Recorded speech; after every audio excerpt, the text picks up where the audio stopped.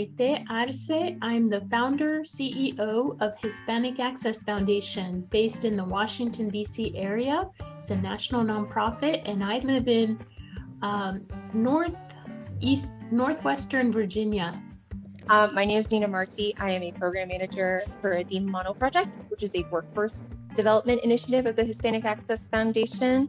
And we work to connect young people, Latinos and people of color, with opportunities with trusted employers, specifically paid opportunities, so that they can continue to develop in their careers without sacrificing a much needed income. We know that's a privilege for a lot of people.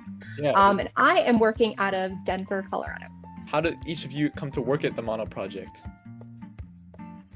Well, I'll start by saying we both work for Hispanic Access Foundation, and the MANO Project is one of our fastest growing programs. It's our biggest and fastest growing programs because young people want those connections to paid internships and career opportunities.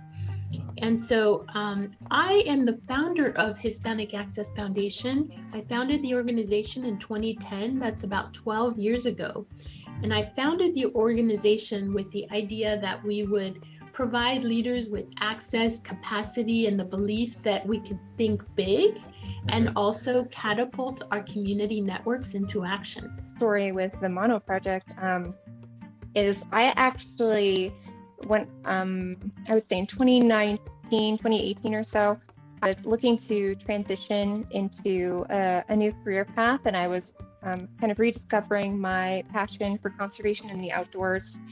And I was looking around for opportunities, and I came across the Hispanic Access Foundation, which really opened my eyes to the intersection of Latinidad and Latino identity with conservation and what that, because I never thought about the ways that overlaps, the nuances that creates. And so seeing that kind of encapsulated in one organization really piqued my curiosity. And I reached out via LinkedIn to a cold ask for the then Director of Conservation, Jennifer Brandt. And I just said, hey, your job looks really interesting. I'd love to learn more about you, more about the organization. She was gracious enough to let me take her out to coffee. And she directed me to the MANO Project. And I ended up applying and being offered a fellowship.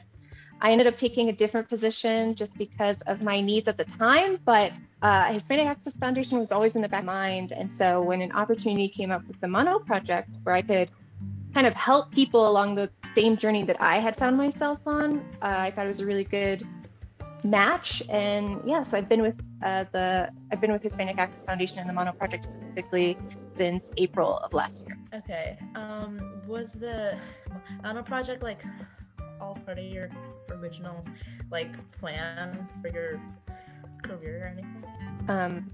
As a young person, I wanted to do every kind of thing ever. I had a lot of varied interests. I said I wanted to be a neurosurgeon. I said I wanted to be an ichthyologist.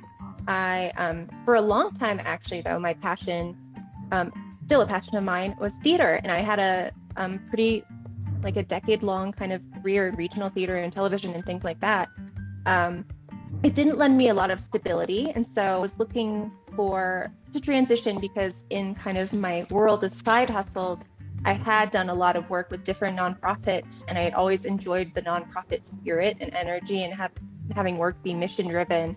And that coincided with my own rediscovery of the outdoors. I will say, I do think I kind of love that my journey has taken me in a direction I didn't necessarily imagine for myself. I find that some of the more rewarding career journeys for people are where they don't necessarily plan their path per se, but they find the spaces that need them and that they need back. And I think that was something I found in Hispanic Access when I took another position with a different conservation-based nonprofit. I enjoyed some of the work we were working with with children in under-resourced communities, getting them on outdoor experiences that they didn't have access to. But even so, I felt like there was more that could be done to understand the intersection of people of color and their different journeys with the outdoors, the barriers of access, and And so joining Hispanic Access Foundation, it wasn't, and the MANO Project, it wasn't something I necessarily envisioned for myself, but I know then and I know now that I thrive off of rediscovering my own identity as Latina and being able to enmesh that into my work and being able to bridge some gaps, some cultural gaps in the workforce where Latinos and people of color have been historically excluded.